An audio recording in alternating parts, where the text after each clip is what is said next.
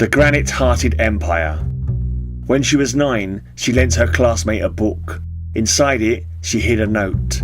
"I love you." When he returned it, the words had been crossed out. Not once, not twice, but over and over. A sequence of crossings out, overlapping, seeming to obliterate her emotion. To her, it looked like rejection. Not just rejection, enthusiastic rejection. A blizzard of no. And something inside her small hopeful heart froze solid. 30 years later, she is no longer the shy girl with trembling hands. She's Imperatrix Vorlana the Merciless, High Empress of the Celestial Dominion, Breaker of Moons, Supreme Executor of the 1,000-Year Night. Cold, ruthless.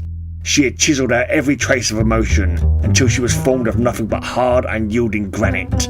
Her empire spans star systems. Her fleets darken nebula. Her heart is a dead sun.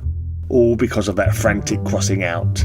It had obliterated her emotion and made her the cold, callous destroyer and conqueror of worlds she is today. And then she finds him.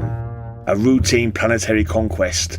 A census of insignificant mammals. And there he is, the boy, the book borrower, the destroyer of her childhood innocence, Gimax Verilon, now a mild, slightly rumpled librarian.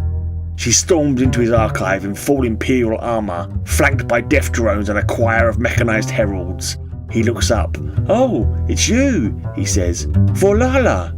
She flinched at his use of her childhood nickname, the musical lilt of it casting her mind back. She slams the ancient note onto his desk.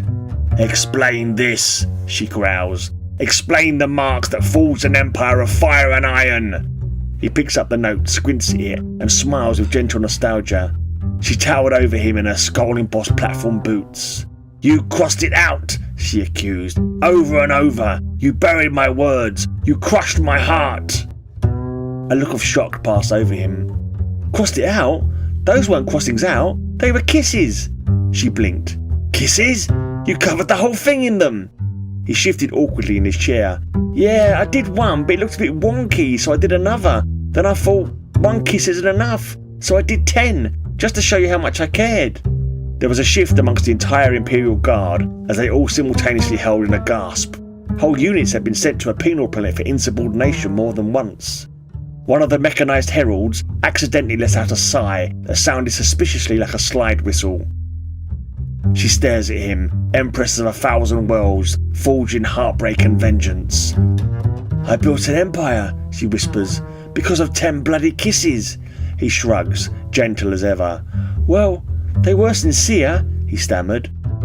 She fixed him with her cold green eyes and froze. His eyes were the same as it had been at 9, soft, earnest, infuriatingly gentle.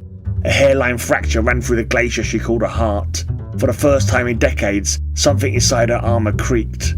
She whirled around to her entourage. "Stand down the fleet," she boomed. "The Empress has personal business."